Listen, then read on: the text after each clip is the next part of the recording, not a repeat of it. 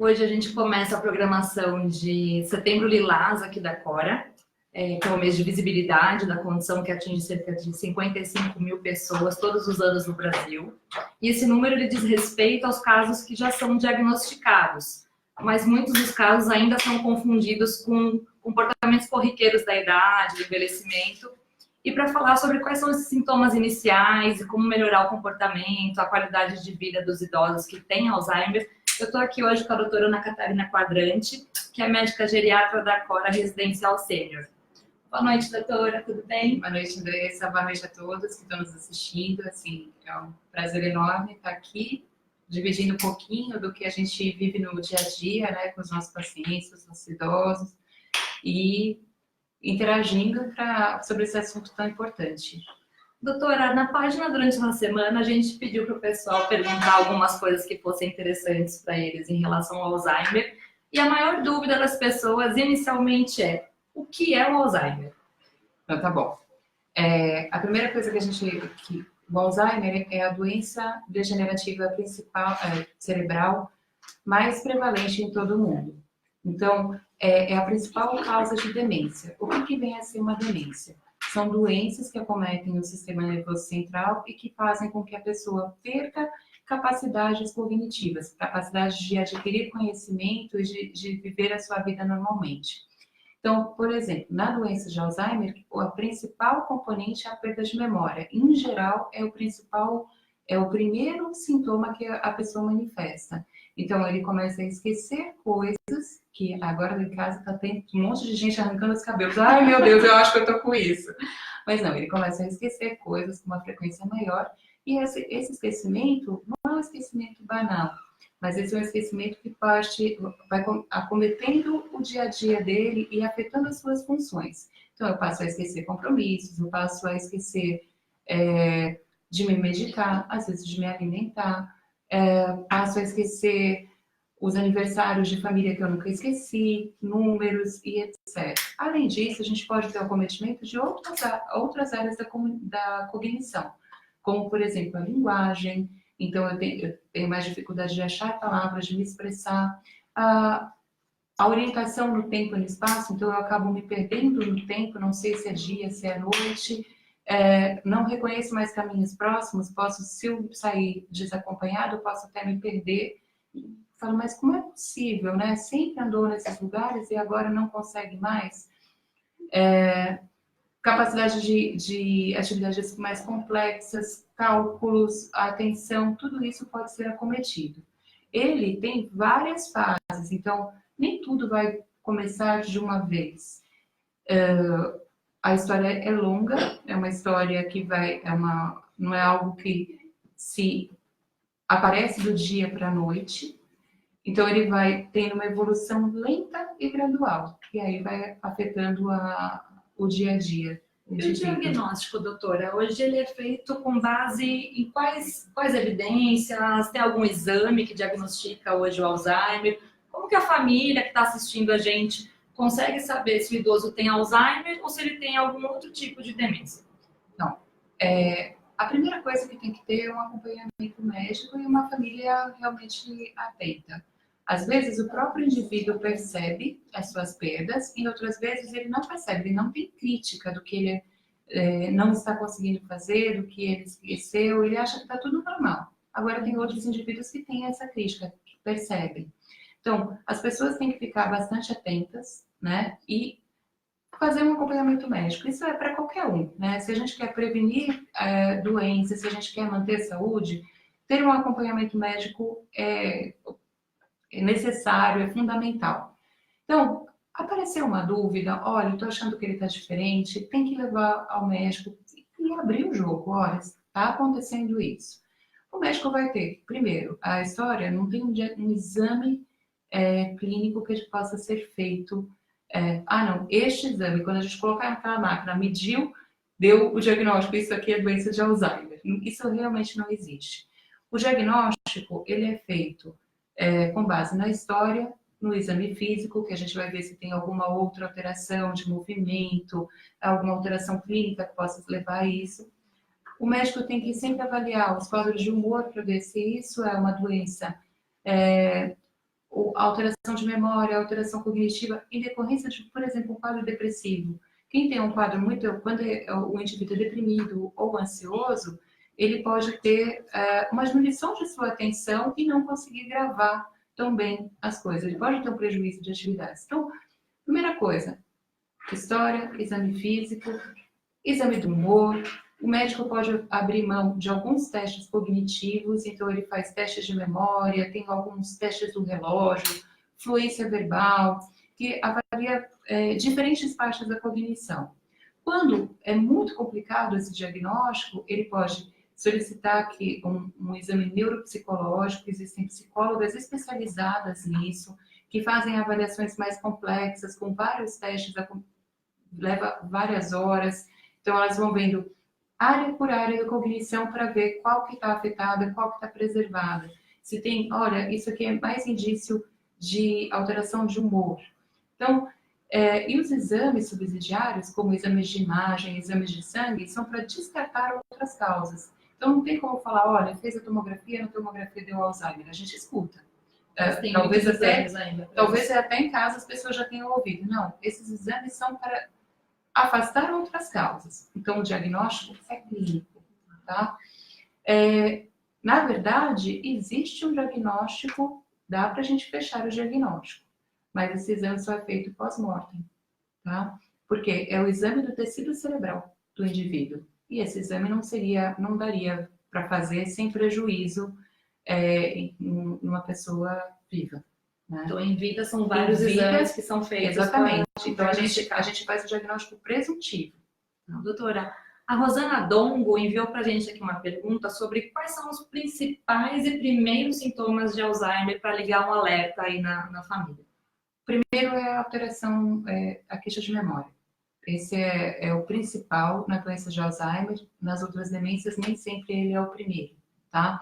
Mas, em geral, na doença de Alzheimer é isso. Então, a pessoa começa a ter perdas de memória e essa perda de memória costuma acontecer com coisas, memória recente, não memória antiga. E isso pode deixar a família muito confusa. Eu falo, não, mas a memória é ótima, ele fala de coisas da infância, ele fala dos pais, ele fala dos irmãos, coisas de quando eu era criança. Então o neto fala, ele lembra perfeitamente. E aí a pessoa não lembra o que é do compromisso, da visita que recebeu no dia anterior, do que se alimentou. Então as pessoas ficam muito confusas. Mas como é que é essa perda de memória? Então a perda de memória é recente. E aí pode ter alterações de linguagem, como eu comentei antes, então dificuldade para se expressar, dificuldade para achar a palavra correta. Começa a se sentir mais perdido em locais próximos. Você percebe que a pessoa às vezes fica... É muito comum uma certa apatia, né? Então, diminuem os interesses. Você fala, a pessoa está sempre mais quieta, mais calma. Tudo bem, isso também pode ser um indício de depressão, mas pode ser um indício de que parece que as coisas perdem um pouco o significado, sabe? Então, não tem aquela vontade, aquela volição de iniciar novas atividades. Pode ser porque ele esteja até com mais dificuldade. Alguns outros, eu acho que o mais comum é a apatia, mas alguns outros podem ter desinibição, então podem falar coisas que, nós não falariam, né? Imagina, nossa, você tá gorda, hein? Né? Olha, seu cabelo tá horroroso, não gostei. Você fala assim, meu Deus, mas nunca essa pessoa assim foi tão gentil e de repente ficou sem filtro. Então, totalmente sem filtro, né? Então começa a falar coisas inapropriadas, até às vezes com comportamentos de hipersexualidade. Isso pode acontecer, mas não é tão comum nessa primeira fase. Dificuldade para fazer cálculos. Então, no dia a dia, o que a gente pode observar? Tem mais dificuldade de fazer uma lista de compras, tem mais dificuldade em cuidar das contas bancárias, de pagar contas, né? A parte financeira que sempre geriu não gere mais. Tem as dificuldades de fazer uma receita, mas então o trivial está fazendo, mas quando some um pouquinho, fala, vamos fazer uma receita um pouco diferente, mesmo coisas que foram feitas a vida inteira, passa a não conseguir fazer mais, tá? E às vezes a gente percebe também essa questão da diminuição. Olha, só está fazendo as mesmas receitas. Eu lembro de pacientes que falavam assim, olha, eu abro a geladeira da casa dos filhos, né? Da casa da minha mãe, e, por exemplo, tá cheio da mesma coisa. Então, se ela compra abobrinha, mas todo dia vai lá e compra abobrinha, porque esqueceu de olhar se tinha, se não tinha, não consegue fazer planejamento. E aí vai lá e compra abobrinha de novo, no outro dia. E as coisas começando a estragar dentro de casa. Tudo isso tem que ser chamado a atenção. Doutora, a Bernadette Silva está aqui na nossa live também, e ela está perguntando que a partir de qual idade que a gente consegue diagnosticar esse Alzheimer? Não, a doença de Alzheimer ela é muito mais frequente após os 65 anos de idade, mas não só. Então, a gente divide em doença de Alzheimer senil e pré-senil. O senil é quando ela começa, a manifestação começa a partir dos 65 anos. O pré-senil é quando acontece antes, o que imagino que seja assustador para muita gente que esteja nos assistindo. E é mesmo. Na verdade, quando tem algumas histórias curiosas que acho que valem a pena. O Alois Alzheimer, né, então, o médico, eles viam na época dele, no começo do século XX, muitos idosos que ficavam confusos, que desorientados, que não perdiam as suas capacidades intelectuais. Mas isso não chamava atenção, porque era algo quase que natural do envelhecimento. E ele ficou curioso com uma senhora de 51 anos que começou a apresentar perdas cognitivas, muito semelhantes àqueles idosos que ele via. E isso chamou a atenção, porque o resto era quase o envelhecimento normal. E por que ela, com menos de 60 anos, apresentava aquilo? E ele acompanhou essa paciente até o seu falecimento, e depois do falecimento foi feito o estudo do cérebro dela. E foi quando foram vistas as primeiras alterações, né, que ele descreveu. Então ficou a doença de Alzheimer. Era a doença daquela paciente, ele chamou de doença de Alzheimer. Posteriormente, o que eles viram é que eles foram estudar muitos anos depois, que já não foi mais o Alzheimer, eles foram estudar o cérebro daquelas pessoas idosas que evoluíam com um déficit cognitivo. E eles acharam alterações semelhantes, né? Então, eles concluíram que era a mesma doença. Mas o primeiro caso foi abaixo de 65 anos. Então, os casos pré-senis, eles têm um componente de hereditariedade mais marcado. Mas nem sempre, porque o pai ou a mãe tem uma doença pré-senil, o indivíduo vai ter. Mas tem uma chance maior. Nos casos a mais de 65 anos, esse componente hereditário não é tão marcado. E, doutora, tem alguma forma de fazer um diagnóstico precoce, algum tipo de tratamento, mudança de hábitos que podem ser utilizadas no dia a dia para melhorar a qualidade de vida desses idosos? Então, o diagnóstico, acho que são várias perguntas, né? Uma só. O diagnóstico precoce é o que a gente deseja. Mas a gente sabe que é bastante difícil, porque muitas pessoas não fazem nenhum tipo de acompanhamento, muitas pessoas não estão tão atentas. Às vezes, até em famílias extremamente amorosas, é assim, ele ficou mais velho, eu tomo as suas funções. Então, eu vou fazer até por uma questão de cuidado, não é uma questão de falta de cuidado. Então, eu nem percebo que você não consegue fazer. Eu vou fazer as compras, eu vou cozinhar por você, eu vou cuidar das suas roupas pessoais, eu vou pedir. E é por cuidado, não é por desatenção. Mas se a gente pensa em diagnóstico precoce, a gente tem que ter atenção e crítica sobre as perdas e procurar auxílio médico. Então, os testes têm que começar logo do início do quadro. Qual que é a vantagem de fazer o diagnóstico precoce? Os tratamentos, eles visam a manutenção com que essas pessoas, a gente tem a diminuir a perda cognitiva. É isso que nós desejamos, porque a doença faz com que os neurônios morram e percam as suas ramificações, as sinapses, né? Diminui o número de sinapses, que seriam as ligações com outros neurônios. Se a gente perder essas ligações, aquilo morreu.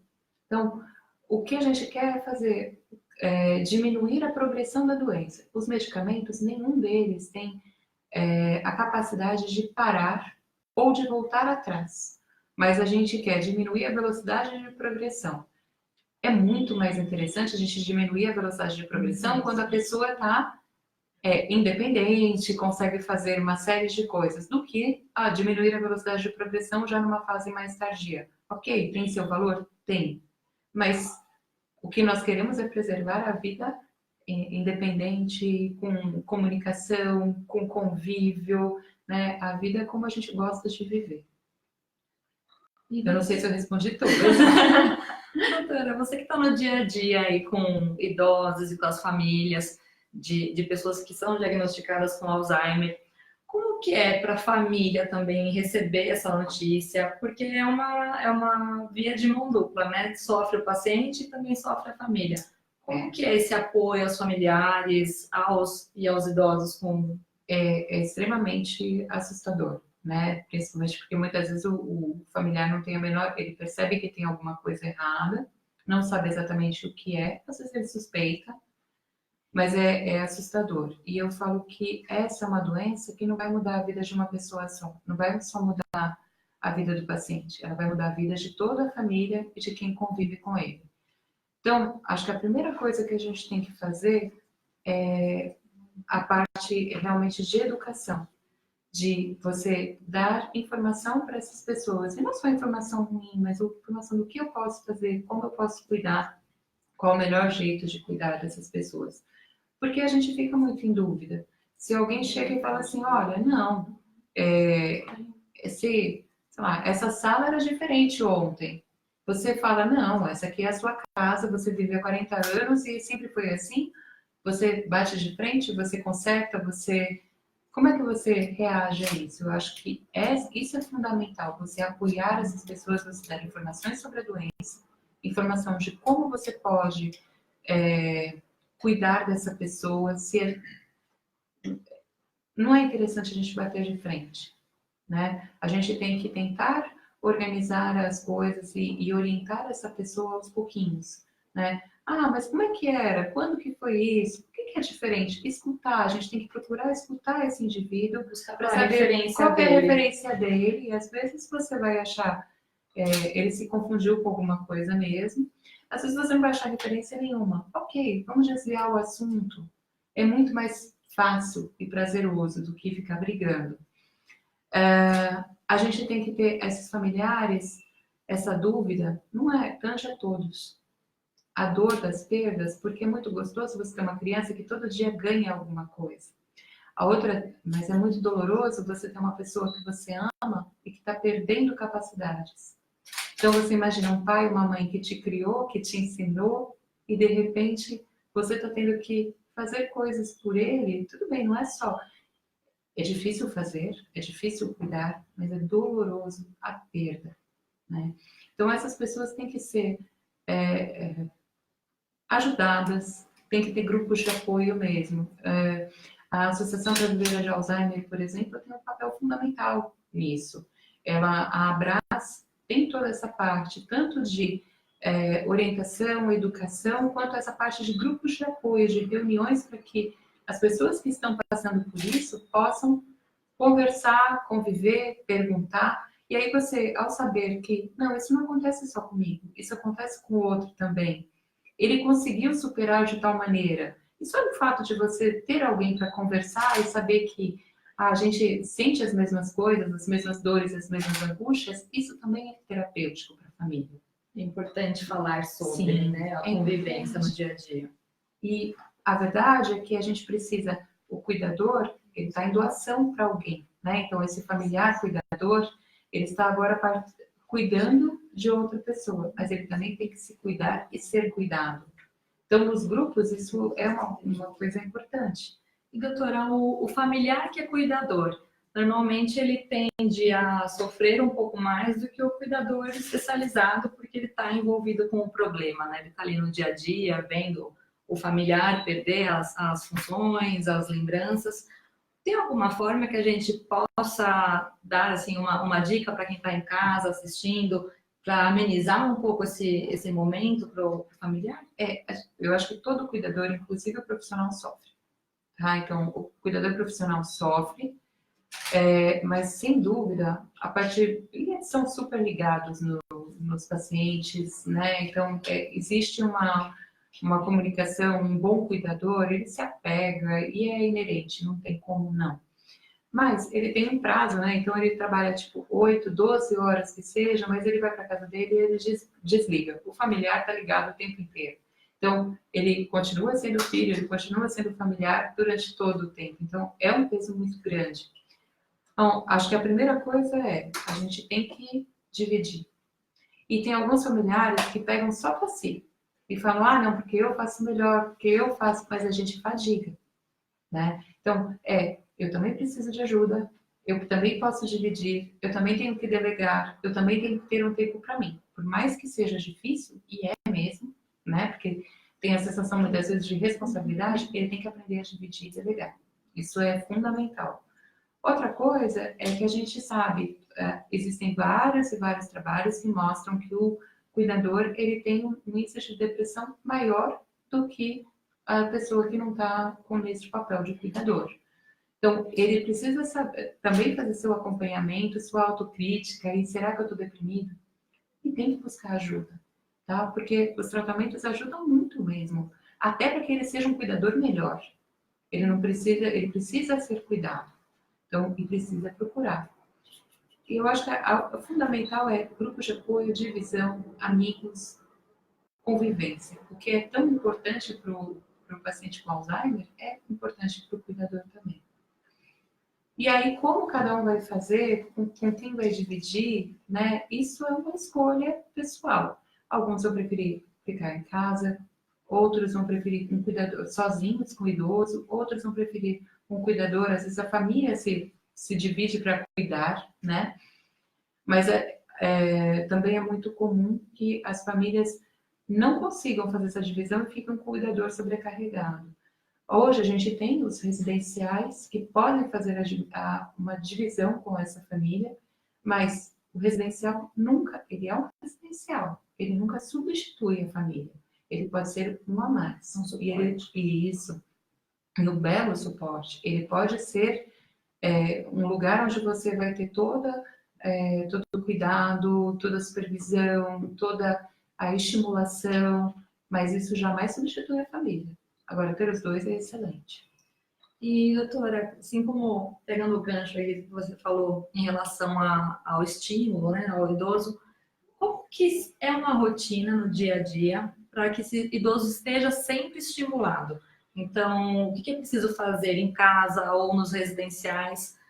Na Cora, a gente sabe que tem muitas atividades que estimulam mente, corpo, né? Os idosos trabalham com leituras, com atividades em grupo, dinâmicas sociais, convívio com outras pessoas.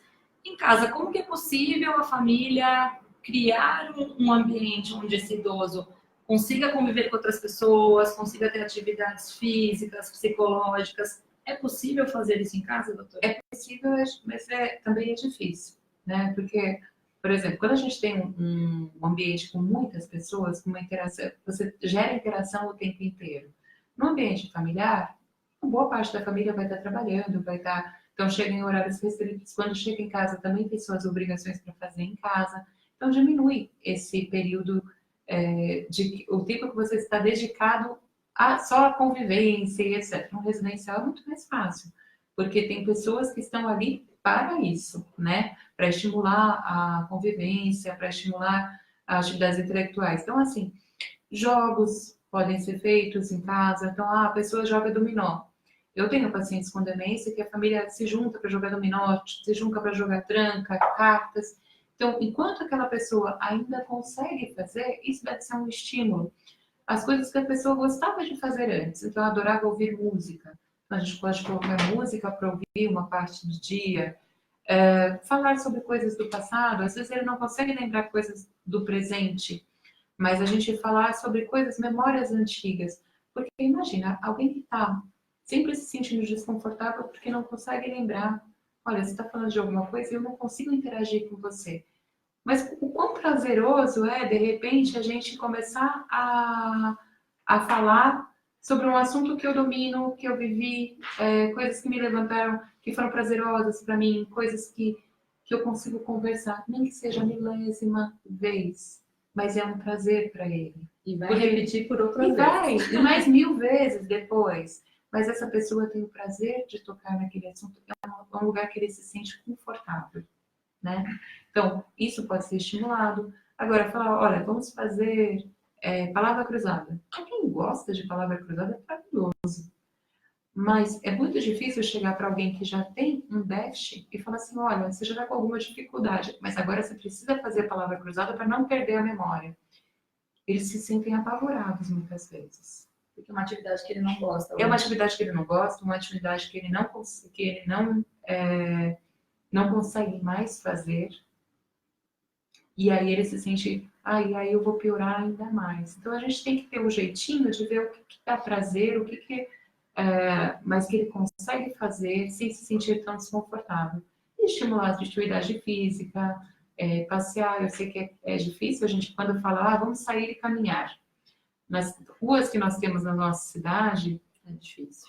É muito difícil, né? O risco de queda por conta de buracos. Acho que quem está em casa pode lembrar de aquele tropeção que eu dei na rua outro dia. Imagina uma senhora mais idosa, um senhor mais idoso.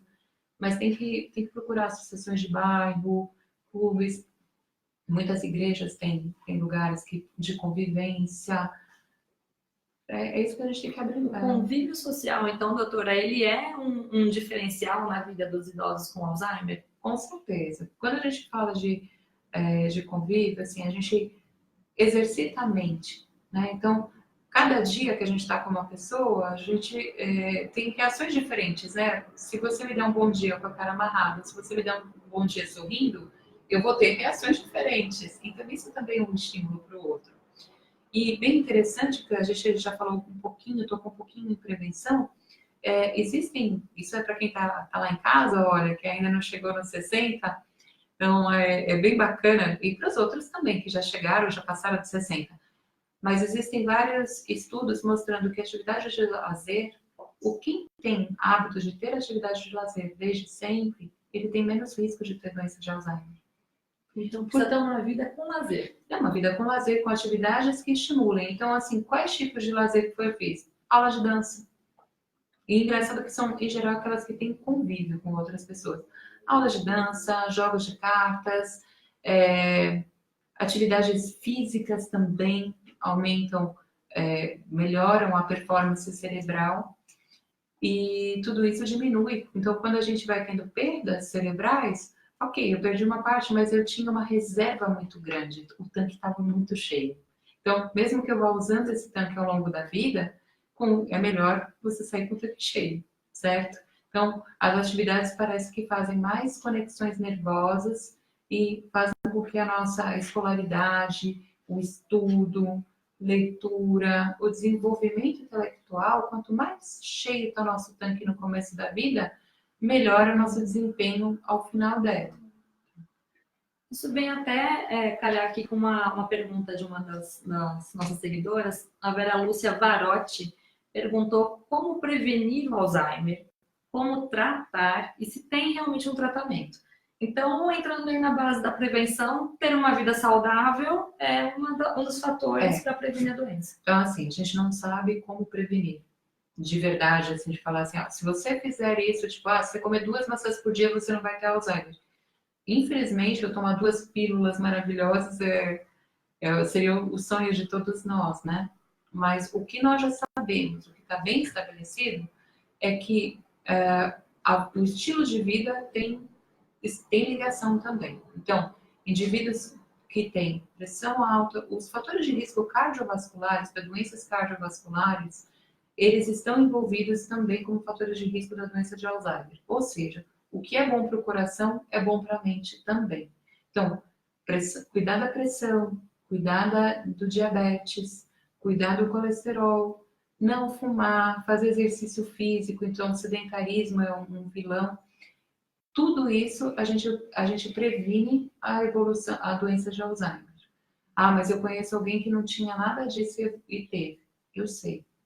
Mas, na média, todo mundo conta isso e é uma desculpa para não fazer, tá? Mas, na média, o indivíduo que tem uma vida que pressão controlada, açúcar controlado, não fuma, tem menos, faz exercício físico, tem menos a doença do que os outros.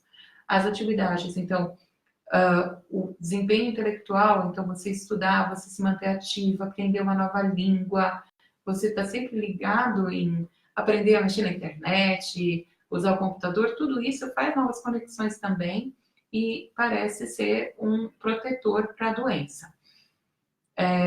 Então, é estilo de vida. O vinhozinho pode ser tomado também, olha, agora tem gente lá em casa, um pouquinho. Então, uma taça de vinho para a parte cardiovascular parece ajudar e também não tem nada contra a doença de Alzheimer, pode tomar. Então, no caso, agora já amenizamos. Vai ter que caminhar, vai ter que fazer exercício, mas pode tomar vinho. Mas para tomar o vinho tem que fazer exercício. Tem que fazer. Só o vinho não vai resolver nada. E a gente fala um pouquinho de tratamento, né? Ela perguntou. Então, nós não temos um tratamento que impeça a evolução ou que cure a doença. Os tratamentos que nós temos, nós vimos que tem alguns, ou que já é sabido pelos estudos, que tem alguns neurotransmissores que estão envolvidos na doença de Alzheimer. Um dos sintomas, os sintomas de perda de memória, perda cognitiva, parecem ter redução com a acetilcolina, um neurotransmissor cerebral. Então, nós temos algumas medicações que aumentam a disponibilidade cerebral de acetilcolina, nós chamamos de, falando os nomes eu sei que são difíceis, mas porque depois alguém fala, o médico falou disso. São medicações anticolinesterásicas. Então, nós temos 3 tipos, a galantamina, a ribagigmina e a donepezila. Que traduzindo são o quê, doutor? Não, os nomes delas. Essas 3 irmãs aí, elas são da mesma classe de medicações, elas aumentam a disponibilidade de acetilcolina e elas podem ser utilizadas na fase leve a moderada da doença, tá? O que elas fazem? Elas melhoram um pouco o sintoma. Então, pode fazer com que a pessoa tenha até uma melhora cognitiva a princípio, ela pode ou diminuir a perda, pelo menos, mas o principal é, às vezes, alguma melhora de interação social. Então, eu fiquei mais ativa depois que eu comecei a tomar a medicação, a gente vê o familiar. Porque para o familiar, pode ser que em testes isso não resolva muito. Mas você ter um familiar que estava super apático e voltou a conversar, voltou a se interessar, gente, isso não tem preço para quem está convivendo com a doença. E melhora comportamental. Então, aquele que estava super rabugento, super brigando com todo mundo, pode melhorar também o comportamento. Em fases, na fase mais moderada da doença, a gente não falou muito sobre as fases, né? A gente podia até falar um pouquinho depois. Então, ele pode melhorar até o idoso que está muito mais confuso, com mais alucinações, com ilusões, acho que tinha isso, e coisas irreais, isso pode melhorar um pouco também. Para a fase mais avançada da doença, a gente tem a memantina, que a gente pode usar na fase moderada a grave, muitas vezes melhora comportamento e melhora manejo. Então, a gente não consegue ver grandes diferenças cognitivas mais nessa fase. Então, de falar, nossa, agora o teste melhorou super, de 12 pontos para 13. Ok. Mas o dia a dia do familiar muitas vezes fica mais fácil. Então, é alguém que briga menos, alguém que te ajuda mais para... Então, se antes a gente ficava discutindo para fazer uma troca de roupa, para tomar banho e etc. E hoje ele te ajuda a fazer isso? Nossa, é um super ganho, né? Então, as medicações, claro que tem que ser vistos os riscos, os benefícios. Só o médico pode fazer essa indicação, para cada indivíduo, não é a todo mundo, não é uma fórmula de bolo.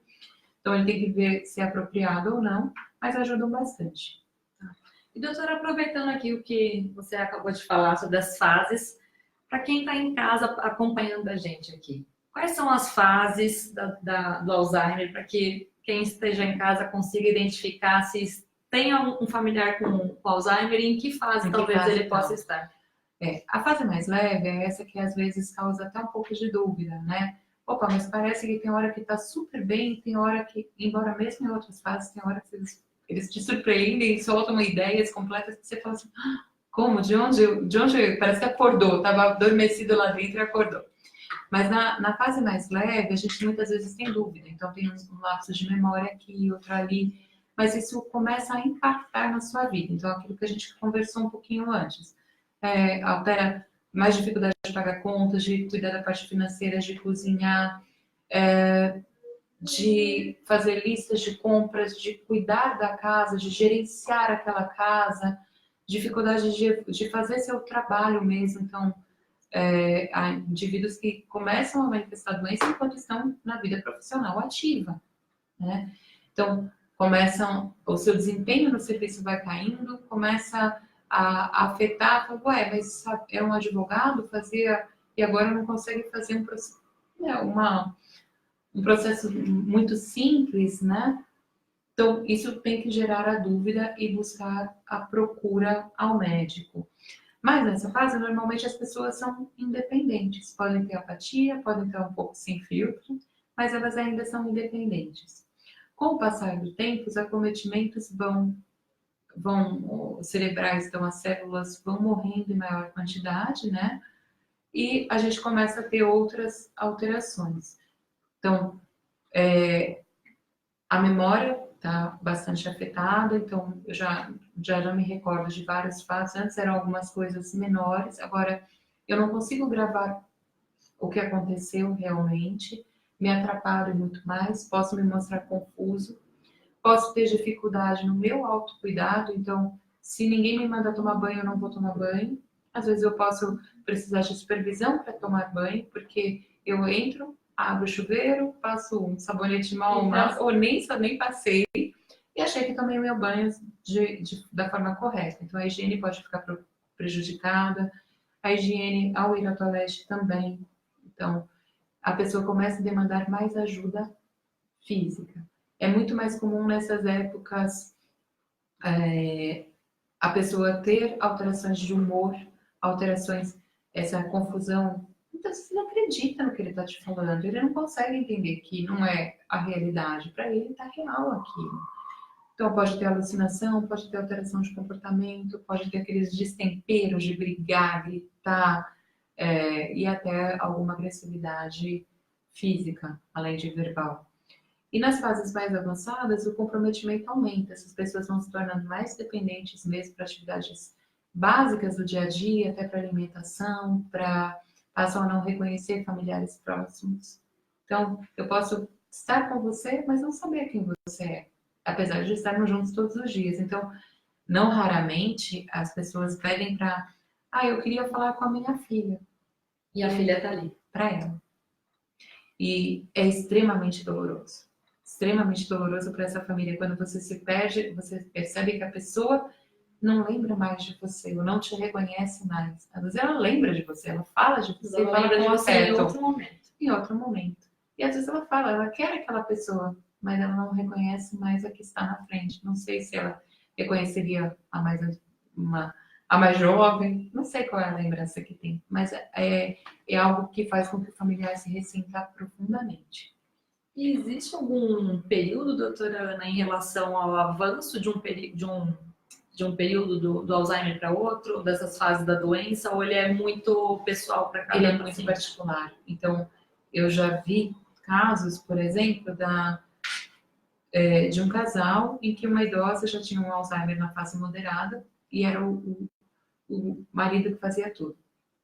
Ele foi evoluindo com uma perda cognitiva. No começo foi muito difícil, porque ele ainda conseguia gerir, e ele começa a dar aquela saída pela direita. Então, quando você pergunta, mas você não tem ido mais ao clube? Não tenho ido mais ao clube. Por quê? Porque o tempo não anda bom, e aquele sol maravilhoso, né? Aquele mês que foi o sol, não choveu. E eu me recordo muito desse caso.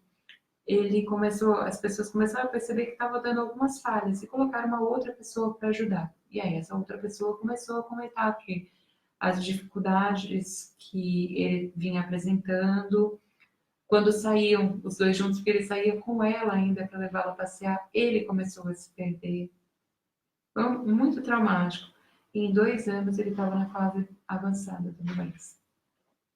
Pode ser rápido. Pode ser muito rápido. Então a gente tem de 2 a 20 anos de evolução. Então, Muda pode muito. ser muito variável de paciente para paciente. Por isso que em muitos casos a família não consegue identificar se é Alzheimer mesmo, porque tá naquela bem leve ainda, na fase leve, e acha que é só um esquecimento corriqueiro. Exato, exato. E aí, isso é normal do envelhecimento. E às vezes vai tomando as funções com o melhor do seu, né, do seu coração. Vai lá e vai fazendo. Eu faço por ele. Ele sempre fez por mim, eu faço por ele. E não percebe que ele está doente. E até onde esse auxílio da família em fazer as funções do idoso, em tomar as atividades do dia a dia para si, são benéficas e até onde elas começam a ser até ruins para o idoso que começa a perder o seu dia a dia e sua autonomia. A gente tem que estimular que o indivíduo faça tudo o que ele ainda consegue. Então, isso é um exercício. E é um exercício para o cuidador também. Por quê? A pessoa tem alguma dificuldade em se vestir. Eu, como cuidadora, é muito mais rápido eu vestir. É que nem a criança pequena. É muito mais rápido a mãe ir lá e vestir, mas senão ele não vai conseguir aprender. Então, é muito mais rápido eu ir e vestir. Mas se eu fizer isso para ele, é uma função que ele vai perdendo. Mas a gente tem que ter o discernimento, e isso é um ponto, né, super difícil, até onde eu estou ajudando, até onde eu estou... Claro, ninguém quer torturar aquela pessoa que não consegue fazer. E é muito dolorido ver isso, você ver as dificuldades de alguém fazendo. Na medida do possível, enquanto ele fizer, ok. Então, a senhora que gostava de cozinhar, ela não tem mais capacidade de cozinhar. Mas talvez com uma faca que não seja uma faca perigosa, ela possa cortar legumes na cozinha. E ela está fazendo alguma coisa que ela sempre fez e que tem importância. Eu posso ajudar guardando, eu posso ajudar secando a louça. Faça. É importante estimular as atividades do dia a dia. Isso. E a pessoa se sentir bem. Ela não consegue fazer... Ela consegue varrer a casa? Deixa varrer a casa. Nem que depois tenha que dar uma outra varrida no que ficou. Deixa. Isso é importante. Porque senão, o que a pessoa vai fazer durante o dia? Vai ficar sentada vendo televisão? Isso é muito triste. Então, a gente tem que dar a funcionalidade. Mas realmente é um limite tênue, até onde ela pode ir, até onde não consegue mais. Outro é o carro. O idoso com a síndrome demencial e o carro. Em geral é o homem, tá? Ele tem um apego no carro, ele gosta de dirigir. É super difícil você chegar e falar, olha, agora você não pode mais. Difícil, doloroso. E às vezes a gente fala, olha, tem que tirar uma... mas você também não pode permitir, porque, porque ele gosta, então ele pode sair e colocar a vida dele em risco e de outras pessoas. Então, olha, eu sei que cada um vai ter um jeito. Você pode conversar e etc, não dá. Às vezes a gente quer comer, com o médico, tá bom. Ou vende o carro, ou o carro quebrou, ou tira uma peça. O mecânico ensina rapidinho qual é a peça que você tira e que você só desconecta e o carro não vai pegar. Tá bom, tá quebrado, você não vai... Nossa, vamos chamar o mecânico. Mas é aflitivo. E às vezes não basta conversar. Às vezes a família conversou milhares de vezes. Mas a gente tem que conter algumas coisas. E doutora, acho que a gente está chegando daqui a pouquinho ao fim aqui da nossa live.